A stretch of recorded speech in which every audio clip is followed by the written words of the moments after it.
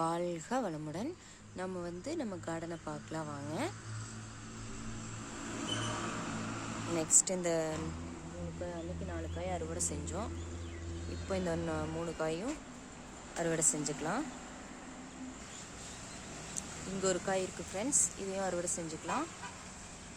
இங்கே பாருங்கள் ஃப்ரெண்ட்ஸ், நம்ம சொரச்செடியில் பிஞ்சு விட்டுருச்சு. நம்ம அன்றைக்கி பிஞ்சு விடலைன்னு சொல்லி நான் உங்கள்கிட்ட சொல்லி ரொம்ப ஃபீல் பண்ணல. இப்போ பிஞ்சு விட்டுருச்சு, 2 பிஞ்சு விட்டுருக்கு. நல்லா க்ரோத் ஆகி போயிட்டுருக்கு. கேட்டிருந்தீங்க உங்கள் கார்டனில் டிப்ஸு கொடுங்க அப்படின்னு சொல்லி கேட்டிருந்தீங்க. நம்ம கார்டன் டிப்ஸ் ஒன்றும் இல்லைங்க ஃப்ரெண்ட்ஸ். இது மாதிரி கொடி வகைகள் மண் கொஞ்சம் நிறையா இருக்கணும். க்ரோ பேக் கொஞ்சம் பெருசாக இருக்கணும். பாருங்கள் எவ்வளோ ஹைட்டாக இருக்குன்னு. மண் பாருங்கள் எவ்வளோ இதாக போட்டிருக்கேன்னு. இதில் மண் மட்டும் இல்லை, மண் இருக்குது, மாட்டுச்சாணி உரம் இருக்குது, கடலை தொப்பை இருக்குது. அப்புறம் நான் வேஸ்ட் ஆகிற பழங்கள் நான் வீட்டில் நம்ம யூஸ் வேஸ்ட் பண்ணுற அந்த தேங்காய் நார், வெங்காயச்சருகு, அப்புறம் காய்கறி வேஸ்ட்டு எல்லாமே நான் அப்படியே கொண்டு வந்து மேலே போட்டுருவேன். நான் அதை உரமாக்கி போடுற அளவுக்கு எனக்கு டைமிங் இல்லை.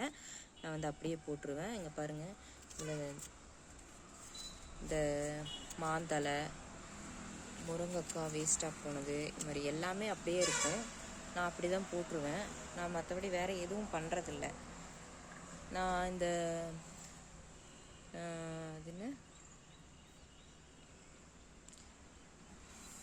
கடலை புண்ணாக்கு, வேப்பம் புண்ணாக்கு நிறையா சொல்கிறீங்களே, அதெல்லாம் நான் யூஸ் பண்ணதில்லை ஃப்ரெண்ட்ஸ். நான் பண்ணுறது இவ்வளோ தான்.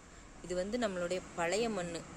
நான் ஒவ்வொரு செடி வைக்கும்போதும் நம்ம மண்ணை புதுசாக உரங்கள்லாம் போட்டு இது பண்ணி அதெல்லாம் பண்ணி நான் வைக்க மாட்டேன்.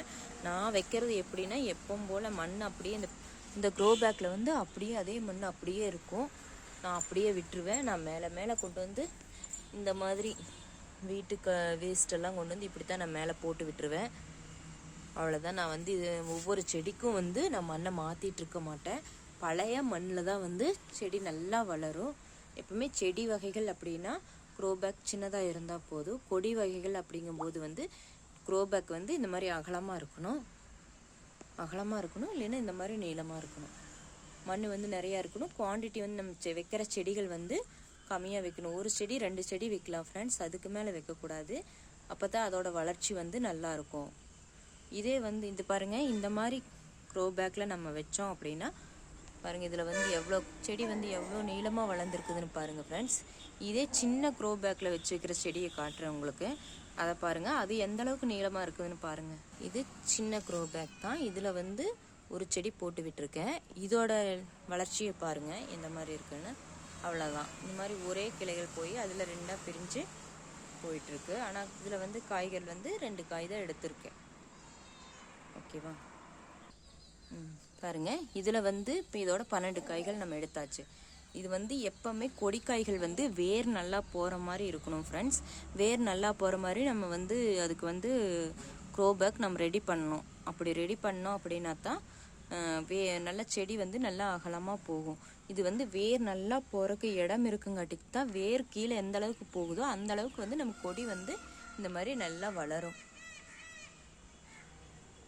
இல்லைன்னா அது வேர் போகிற அளவுக்கு தான் நம்மளுக்கு கொடிகள் வளர்ச்சி கொடுக்கும். இது மாதிரி ஒரு செடி வச்சிங்கன்னா இதுலேயே 12 காய் 15 காய் அது மாதிரி அறுவடை செய்யலாம். நீங்கள் பார்த்தீங்க, நான் முதல்ல